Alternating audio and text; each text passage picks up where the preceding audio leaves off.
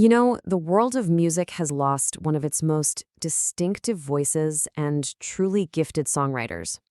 John Lodge, the iconic bassist for the Moody Blues, has passed away at the age of 82. So today, let's take a moment to remember his incredible journey and the amazing legacy he's left behind for all of us. In a really moving statement, his family shared that John Lodge passed away suddenly and, well, unexpectedly. They painted this picture of a really peaceful end, surrounded by the people he loved, listening to the sounds of the Everly Brothers and Buddy Holly, the music that started it all for him. It's just such a poignant final note for a life that was truly lived in melody. So to really get the full picture of John Lodge's impact, we've got to go back to the moment he became this absolutely pivotal force in one of rock's most innovative bands. Now, the Moody Blues actually formed in 1964, but the band that we all know and love today, that story really kicks off in 1966. That's when Birmingham's own John Lodge and singer Justin Hayward joined the group. And let me tell you, this wasn't just some simple lineup change. It was a total game changer. It was the beginning of the band's classic, most influential era. With Lodge on board, everything changed. The band set out on a whole new musical journey.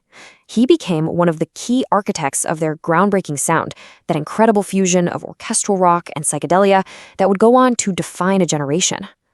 And all of that led to their 1967 masterpiece, Days of Future Past. Now, this wasn't just a collection of songs. No, this is considered one of rock's first ever concept albums, a record that tells one big unified story from beginning to end. By weaving rock music together with a full orchestra, they created a sound that nobody had ever heard before. And Lodge's melodic bass, that was the glue that held the whole thing together. And they didn't just stop there, not by a long shot.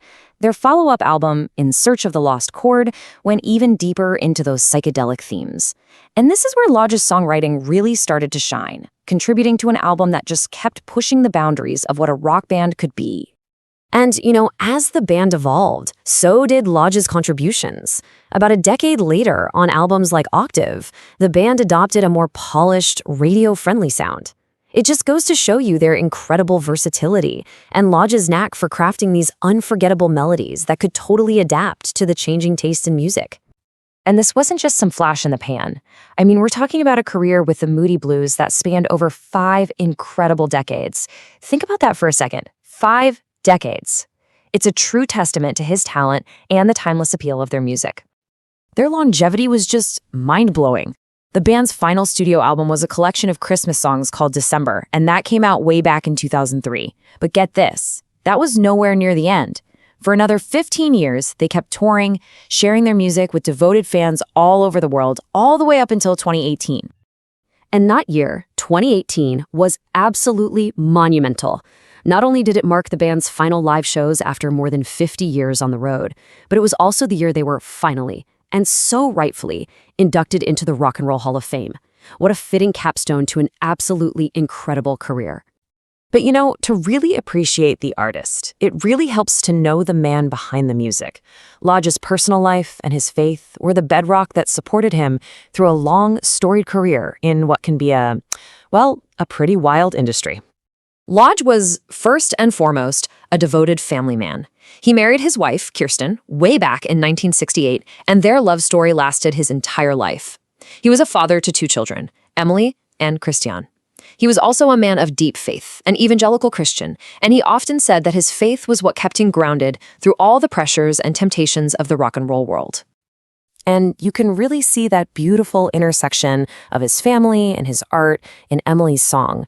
It's this incredibly touching tribute he wrote for his daughter, and it appeared on the 1971 album, Every Good Boy Deserves Favor.